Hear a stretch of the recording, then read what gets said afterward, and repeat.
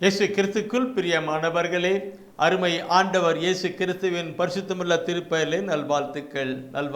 The voice of God, the voice of God, தெய்வத்தின் குரலொளி நம் மத்தியிலே கடந்து செயல்பட்டு கொண்டே இருக்கிறது.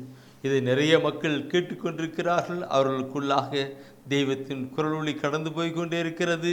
அவர்களுக்கு வாழ்வும் விடுதலையும் ஆசீர்வாதமாய் செயல்பட்டு கொண்டே இருக்கிறது. திட்டத்தோடு கூட செயல்படுகிறவர் அவர். இந்த நாளிலும் அவருடைய குரல் ஒளியை நாம் கேட்க தெய்வீக திருவழித்தின் வழியாக தூய ஆவியான் காண்பிக்கிற வார்த்தைகளை கேட்டு நாம் சிந்திக்க நாம் கடந்து வரலாம். Holy Spirit of Jesus. Zacharias புத்தகத்திலே 10ஆம் அதிகாரத்திலே 12வது வசனத்தை காண்பிக்கிறார் தூய ஆவியானவர். சக்ரியாஸ் 10ஆம் அதிகாரத்திலே 12வது வசனத்தை காண்பிக்கிறார். ஆண்டவருக்குள் அவர்களை ஆற்றல் மிக்கவர்கள் ஆக்குவேன், ஆண்டவரின் பெயரில் அவர்கள் பெருமை கொள்வார்கள் என்கிறார் ஆண்டவர். என்கிறார் ஆண்டவர்.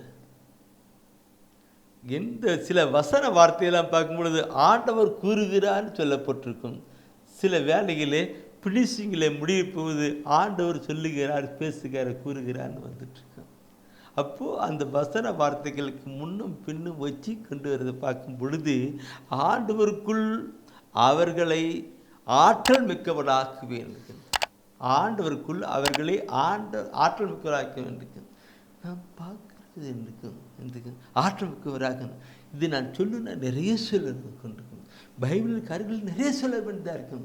உதாரணமாக பார்க்கணுன்னாக்கே திருத்துதர் பணியில் பார்க்கிற பொழுது பேதுரு ஆலயத்துக்கு போகிற பொழுது அங்கே பிறவி முழுவன் பிச்சை கேட்டுக்கொண்டிருக்கிறான். பேதுரு அவர்கிட்ட ஒன்றும் இல்லை. அவர் சொல்றார், என்னிடம் பொண்ணோ பொருளோ எதுவும் இல்லை, என்னிடம் இருப்பதை நான் உனக்கு கொடுக்கிறேன்னு சொல்ல. என்னிடம் இருப்பதை நான் உனக்கு கொடுக்கிறேன் சொல்லிட்டு என்ன சொல்றாரு, நான் கேட்க நசரனா இயேசுவின் திருப்பெயரில் எழுந்து நடை என்று சொல்லுகிறார். என்ன நடக்குது? எழுந்து நடை சொல்லுகிறது. நசரனா இயேசுவின் திருப்பெயரில் சொல்லுகிறேன் எழுது. அவன் கை காலெல்லாம் வலுப்பட்டு போகிறான் இல்லைங்களா? அவனுடைய பெயருக்கு அவ்வளவு பெரிய இருக்கு. இதை நான் சொல்லுகிற கருத்துக்களை பார்க்கும் பொழுது ஆக்குவேன்.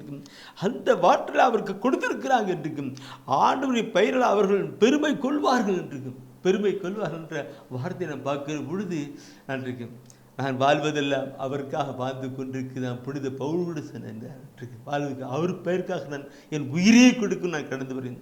அவருடைய பெயர் அவ்வளவு நிறைந்ததா இருக்கிறது. சில வேளையில் சில புனிதர்களுடைய வாழ்க்கையில் நாம் பார்க்கணும். அவர்கள் இறைவிலே அந்த மறிக்கிற பொழுது இயேசுவேன்னு சொல்லி மறிப்பார்கள். அப்போ என்ன நிலையாக போயிட்டுருக்கோம்? அவருடைய பெயர் அப்படிப்பட்ட நிலைத்தான். அவருடைய பெயருக்கு மாட்சிமையும் வல்லமை மிக்கதாக இருக்கிறது. அவனுடைய பெயருடைய வல்லமை பெருமை மிக்கதாக இருக்கிறது. இதை நான் சொல்லுகிற பொழுது மீகா அகமத்திலே 4ஆம் அதிகாரத்திலே 5வது வசனத்தை நீ பார்ப்பீங்கன்னா அங்கே இதே கருத்தை தான் இன்னும் கூட அதிகமாக சொல்லப்பட்டிருக்கிறது. மீகா 4:5வது வசனம். மக்கள் இனங்கள் யாவும் தம் தெய்வத்தின் பெயரை வழிபடும், நாமோ நம் கடவுளாகிய ஆண்டவரின் பெயருக்கு என்றென்றும் பணிந்திருப்போம். ஆண்டவருடைய திருப்பெயர், அவர் பெயருக்கு பயந்திருப்போம் என்று என்ன கருத்துக்கு. அப்போ எனக்கு அன்னைக்கு பிறவிக்குருடன் நான் புதிய ஏற்பாட்டில் பார்க்கும்போது பிறவிக்குருடன் தாவீதின் குமாரனே இயேசுவே கூப்பிட்டார். உடனே அங்கே பெரிய ஆறுல வல்லமை கலந்து வந்தது இல்லைங்களா? அவருடைய திருப்பெயரை சொல்லுகிற பொழுது திருத்துறை பணியில் 4ஆம் அதிகாரத்தில் 12வது வசனத்தை பார்க்கிற பொழுது சொல்லப்பட்டிருக்கும், வானத்துக்கு கீழும் பூமிக்கு மேலும் அவருடைய பெயரை தவிர வேறொரு பெயரை கொடுக்கப்படவில்லை என்று. அவருடைய பெயருக்கு அவ்வளவு பெரிய மாற்றியமை இருக்கு. பிலிப்பியர் 2ஆம் அதிகாரம் 10ஆம் வசனம் சிக்கிற பொழுது அவருடைய திருப்பெயருக்கு விண்ணவர் மன்னவர் கீழ் அனைவரும் மண்டிடுவான் சொல்லப்பட்டிருக்கிறது. அவருடைய பெயருக்கு அவ்வளவு பெரிய காரியங்களாக இருக்கப்பட்டாலே அதெல்லாம் நம்முடைய வாழ்க்கையிலே உள்ளடக்கி கொண்டு வரணும். எப்பொழுதும் அவருடைய திருப்பெயரை சொல்லி சொல்லி போகிற பொழுது அவருடைய மகிமையும் மாற்றியும் நம்முடைய வாழ்க்கையிலே செயல்பட்டு கொண்டே இருக்கும். தனிப்பட்ட வாழ்க்கையிலே, குடும்ப வாழ்க்கையிலே, எதிர்பார்க்கிற காரியங்களிலே அவருடைய பெயர் மகிமை வெளிப்படுவதாக இருக்கும். ஜெயிப்போம். அன்பின் ஆண்டவரே, என்னுடைய நாவிலே எப்பொழுதும் உடைய திருப்பெயரை ஒழித்திருக்கப்பட வேண்டும். உடைய திருப்பெயர் நான் புகழ்ச்சியோடு கூட நான் பேசுகிற பொழுது சொல்லுகிற பொழுது ஆண்டவரே உடைய மகிமையுள்ள ஆசீர்வாதங்களாம் நீங்கள் தனிப்பட்ட வாழ்க்கையில், குடும்ப வாழ்க்கையில், எதிர்பார்க்கிற காரியத்தில் கடந்து வரட்டும். உம்முடைய பெயருக்கு அவ்வளவு மகிமையும் மாற்றியும் வல்லமை இருக்கிறதை நாங்கள் உணர்கிறோம் ஆண்டவரே, உணர்கிறோம். எப்பொழுது என் நாவில் உம்முடைய திருப்பெயர் ஒழித்து கொண்டிருப்பதாக, என் இதயத்திலே உம்முடைய திருப்பெயர் அக்களித்து சொல்லிக் கொண்டு இருப்பதாக.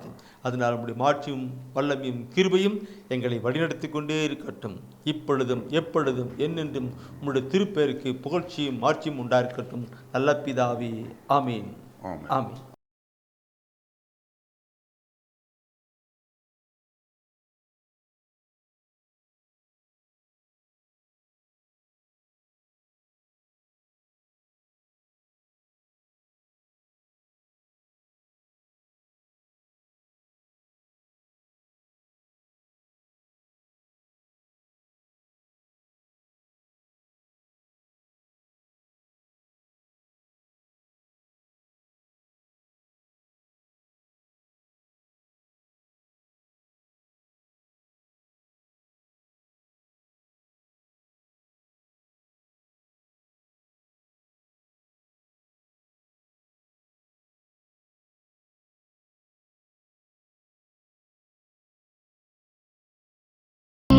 பறைசாற்று இறைவார்த்தை கேட்டு எந்நாளும் வாழ்ந்து, என்றும் பறைசாற்று இறைவார்த்தை கேட்டு இதயத்தில் ஏற்று எந்நாளும் வாழ்ந்து, என்றும் பறைசாற்று இறைவார்த்தை கேட்டு இதய